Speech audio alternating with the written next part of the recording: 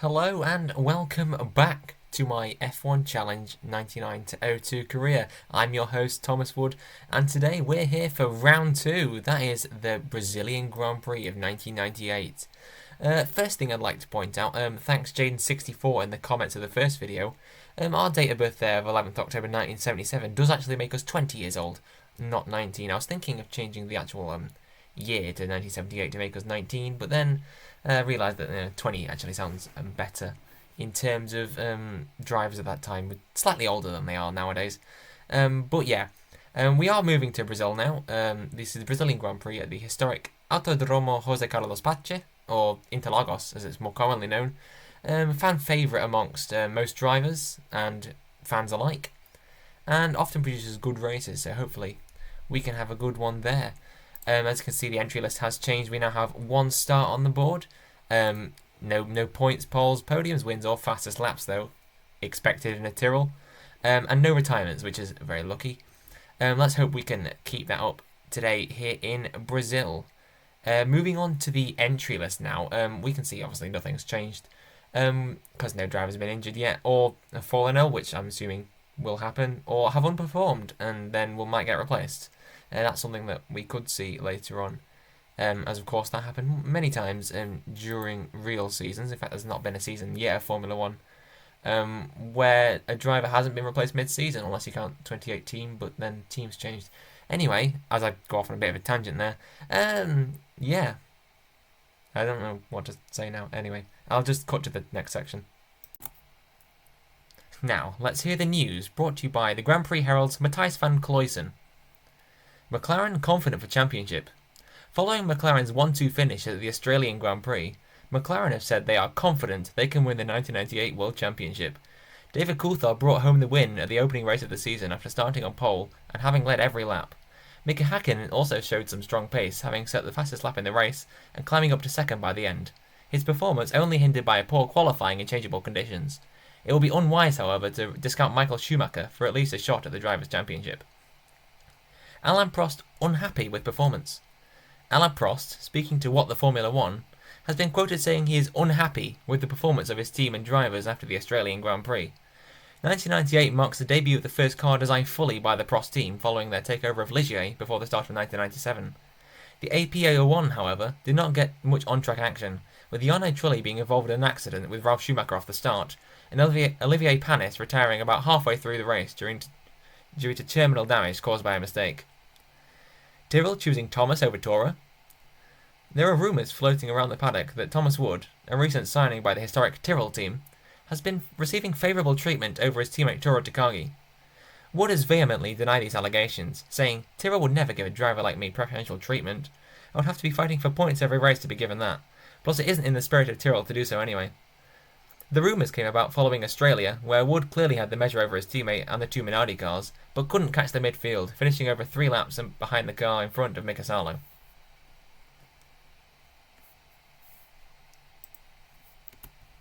Located within the southern suburbs of Sao Paulo, the bumpy Interlagos circuit consists of 2 very distinct sections. The first outer section combines 2 very long straights with fast sweeping turns, whilst the technical infield contains some very slow corners that demand absolute precision and leave no room for driver error.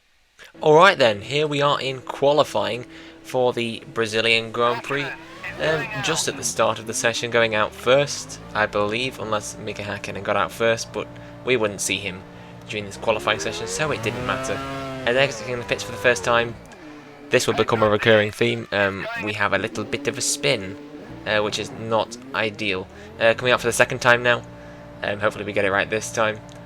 So in the first race, we qualified, 9 seconds off pole position, I believe, in the Tyrrell. Hopefully we can do better this time. Haven't spun out the pit lane on this second attempt, so that's always ideal. Coming down through Interlagos now, going to the end of the lap. We will start our flying lap for the first one. Ooh, almost having a moment there. Through Junsao, I believe the corner name is, getting passed by one of the Stewart cars. Can't confirm who. I would like to assume it's Rubens Barrichello, the home hero here, of course, who famously in real life never won here, which is, that's a fun fact for you. as now we're starting our first flying lap, heading into turn 1, and that's another spin. Yeah, as you can see, this would become a recurring theme, which, you know, coming up for the 3rd time now, just changing the brake bias up slightly there, as I thought that might be the issue. It wasn't, I can reveal. But yeah, the reason also why I'm having to restart when I'm spinning is because when I've started using manual gears, basically, that's why, and then it stalls the car. On the outlap here, having a bit of a moment, and that's the tyre barrier, and then we'll have to restart now, of course, because that's damage and a wheel and a wing missing, which, you know, generally you don't, you know, race a car without wheels or wings. They're kind of necessary, but yeah, anyway, let's hope we can get our fucking outlap right this time. You know, would be nice. Apologies for the bad language. Not that it matters, you know, just in case anyone doesn't like bad language, I'll apologise for it anyway. Out the pit lane this time. So Hakkinen set a 1:11.7. I believe in practice I was setting best lap was a 1:17.0. So, you know, would be nice if we could better that time coming round. The final couple of corners aren't really corners, they're just sort of more like kinks in the straight. And we'll start a lap of Interlagos here on the banker lap. Coming through turn 1, nice downhill cascading section this one, the Senna S. Heading through Curva de Sol now. Very fun couple opening corners there. There's 3, but a few opening corners. Opening section, let's say that. Down the Retroposta now into turn 4 and 5. Faster than you'd expect, those 2 corners. Can carry a lot of speed in.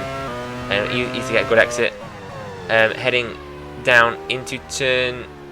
I don't remember what that one's called. Bico de Pato, I know the name is. Getting it slightly wide. I do that multiple times throughout qualifying. It's heading into Johnstown, previously mentioned that corner earlier. Go a little bit wider than I would have liked, but all in all, reasonably tidy lap.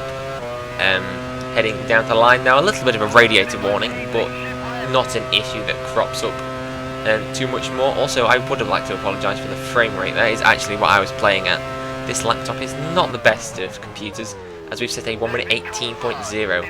Not the best lap. Getting a little bit of a better run here through turn 1, 2, 3 on this second lap. Lap 7 running on the second flying lap. Not ideal. This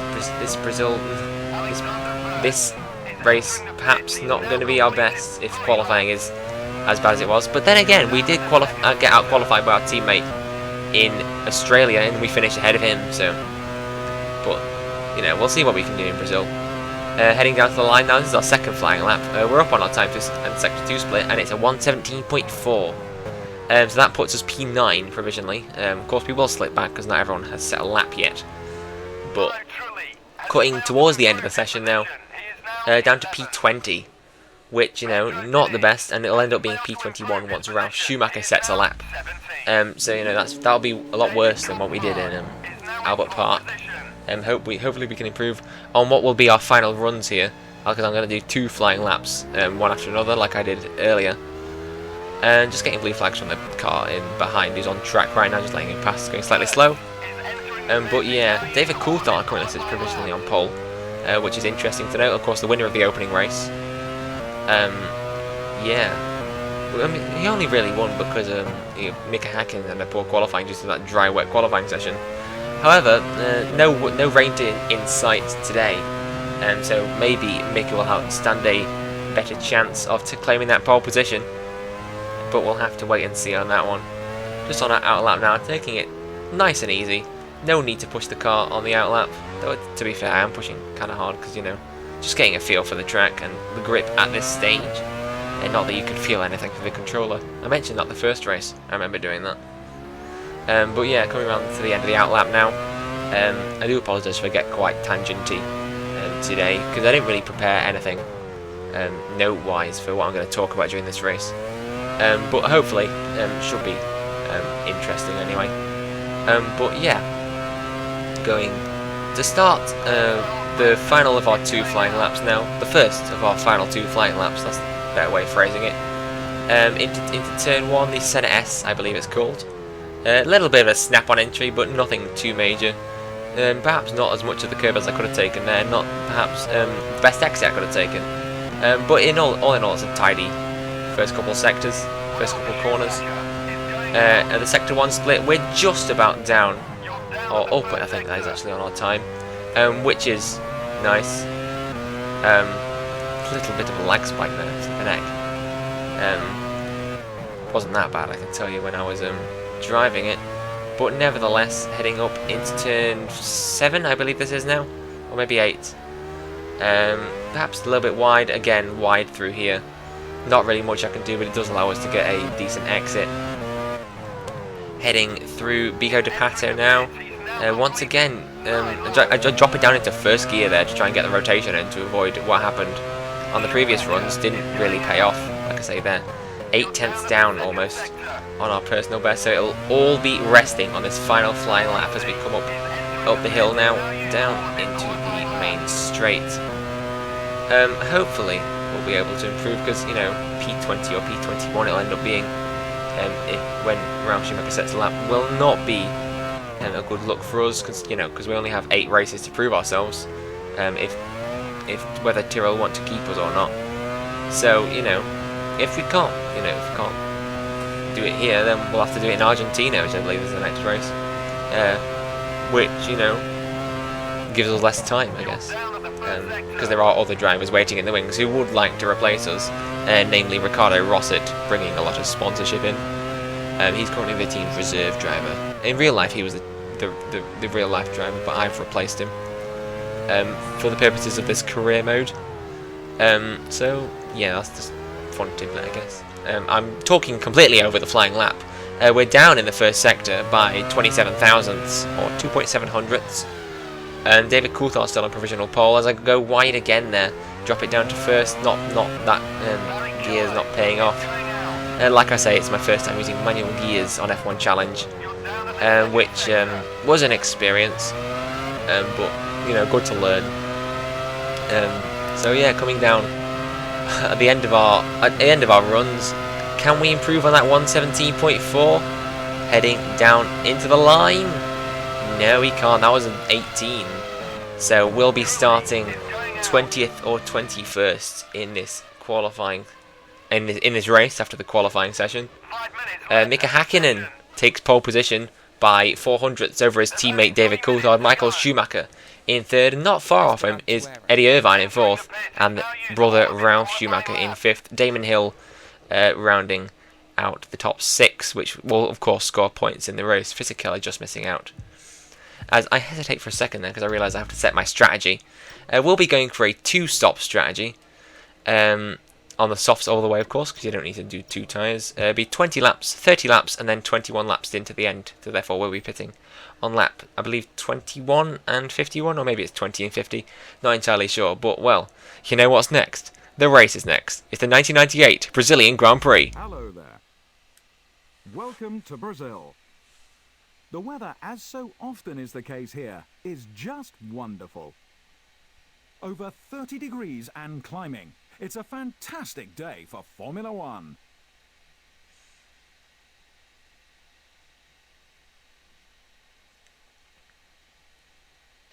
Michael Schumacher first. Hakkinen second. David Coulthard third.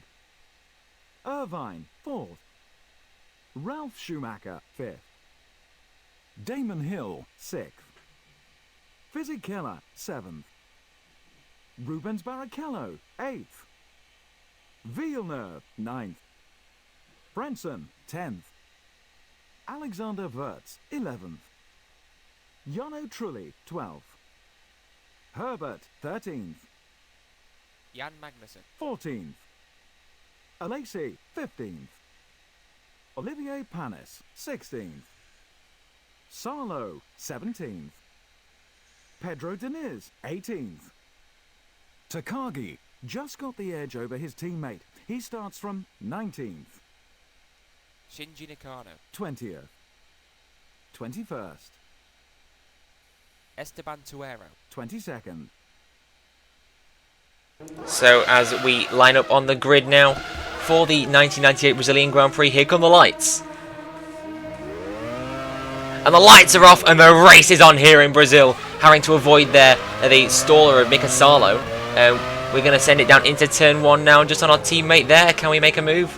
Yes, we can. Up into 18th place, heading through turn 1. The AI cautious as ever, but will try to take it as cautious as well. I did do a couple of restarts of this race at the start because I kept crashing into people from behind. Luckily, I managed to get through this time. Didn't mention that in Australia, but I did that there as well. But, you know, heading down the Retro Aposta for the first time, we're in 18th place. Good start. We're going to try and chase down Olivier Panis now.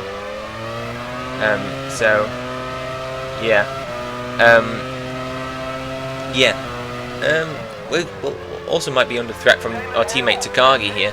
Heading into turn 7. Or could we go around the outside of Panis there? That's the Prost driver.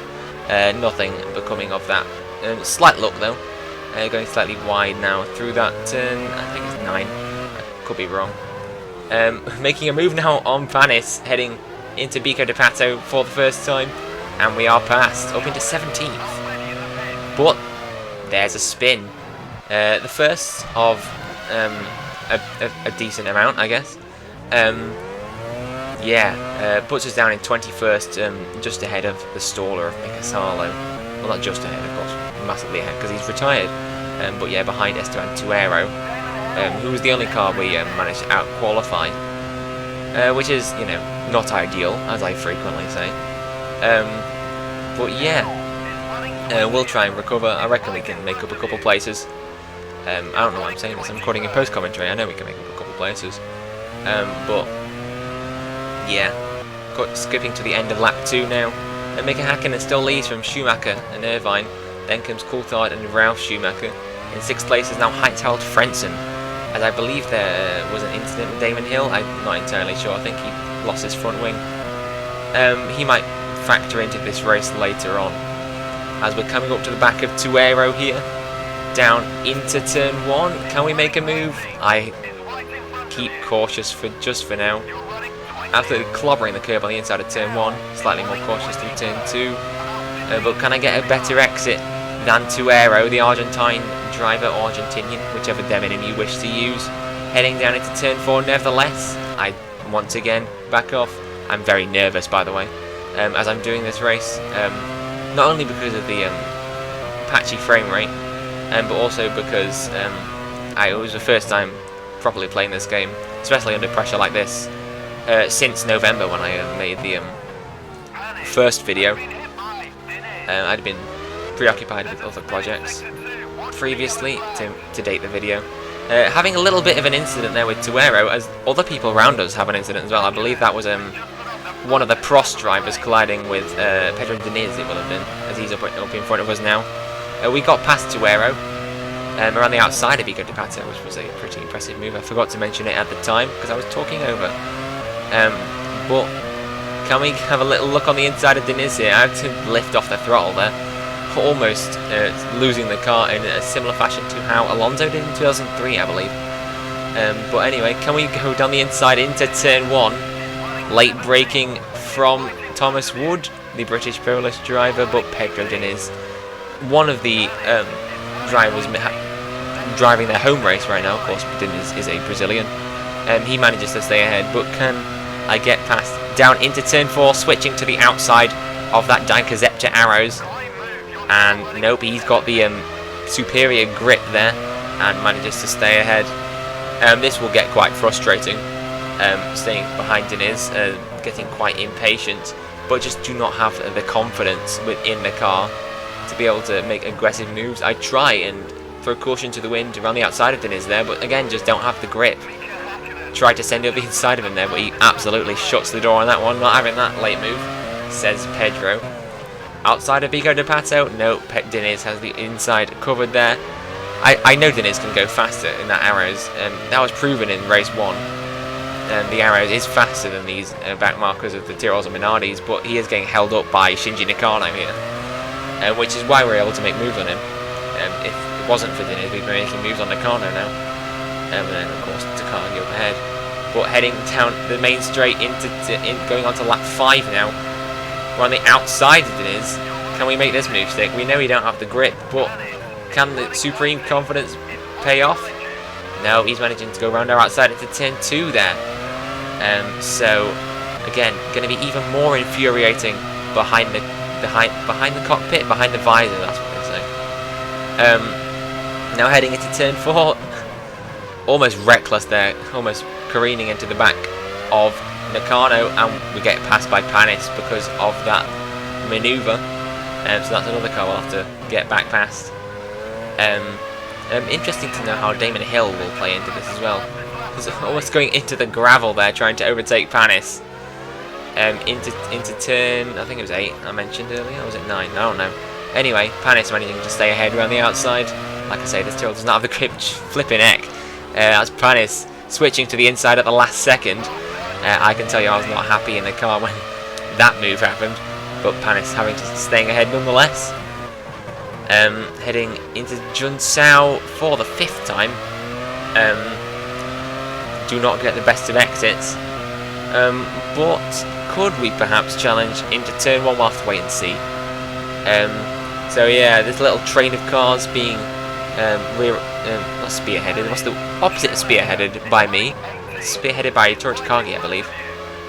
But we now got Damon Hill behind us, which is not ideal after he made his pit stop on lap 1 to change front wing. Could not tell you why he pit. I'm assuming he made contact with someone else. Can't exactly remember. Yeah, you can see, just checking our mirrors for him. I know that I do not have the pace on him, so I don't bother trying to defend. But he doesn't send it into turn 4, luckily. Because, yeah. Heading down into turn 6 now. All the drivers in front of us getting quite impatient behind each other. Meanwhile, I'm getting kind of worried. A little bit of contact there with Panis because I'm behind Hill and he might send it. Speaking of, there he goes. We did pick up a little bit of damage from Panis, that contact, but nothing major, I don't believe.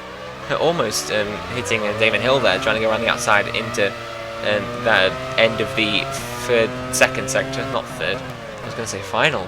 That's not even the right one there. Come on, Thomas, get it together in the commentary booth. Anyway, 20th place out of 22. Only got Tuero behind us now, as we're ending off lap 6. 14 laps before our pit stop, of course, on lap 20. Hopefully, we'll be able to make it there. Judging by our lack of pace, might not be too ideal. Damon Hill almost hitting the wall on the inside there. That was a very odd manoeuvre from the Jordan Irish team British driver.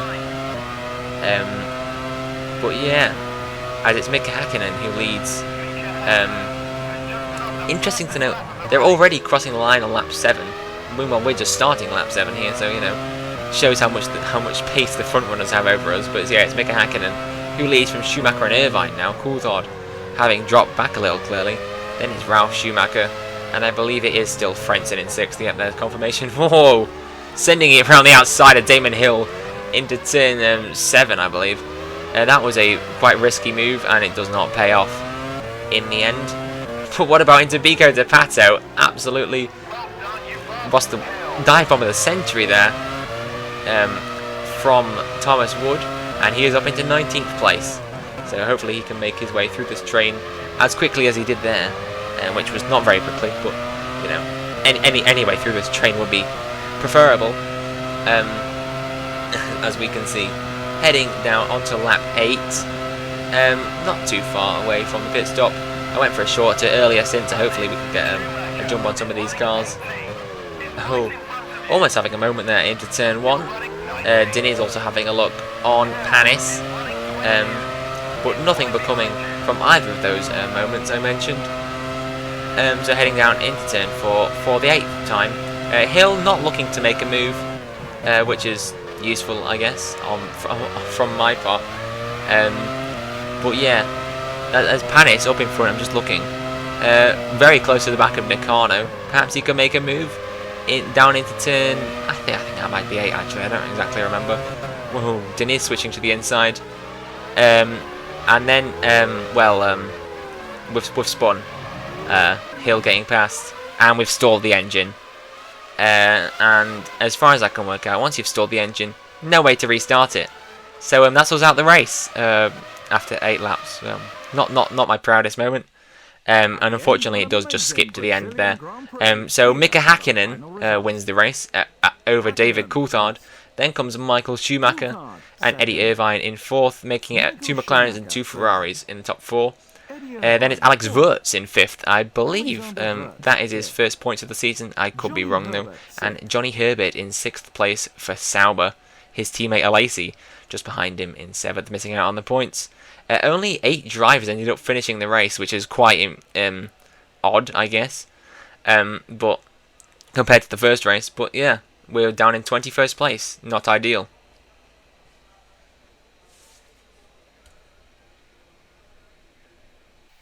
Well then, thanks for watching my F1 Challenge Career Part 2. If you enjoyed, of course, give a like and a subscribe, like, all the things people say on YouTube. Also, be sure to join my Discord server, link will be in the description. It's a place where you can hang out, talk to people who like me as well.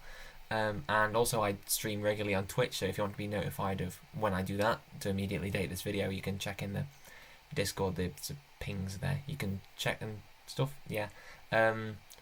So in the end, I think it was Mika Hakkinen who won from David Coulthard and Michael Schumacher. We end up retiring and end up, therefore, 19th in the end, which is, not the best result. I do believe that makes Mika Hakkinen the leader of the Drivers' Championship, or maybe he's sharing it with David Coulthard, which would mean that Coulthard is leading because he won the first race. Yeah, I think so. Well, maybe they're just equal. I don't know how actually it works, but anyway, yeah. So that was certainly a race.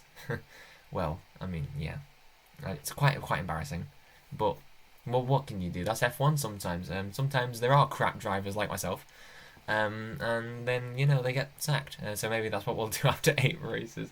That'll probably be better next race. Where is next race? Argentina. Ooh, I love that track. So yeah. Thanks for watching. Thanks for listening to my tangents, and thanks for watching a guy who can't play video games be crap at them. So yeah. Thanks for that, and I'll see you next time in Argentina. Appreciate it, and I'll see you next time.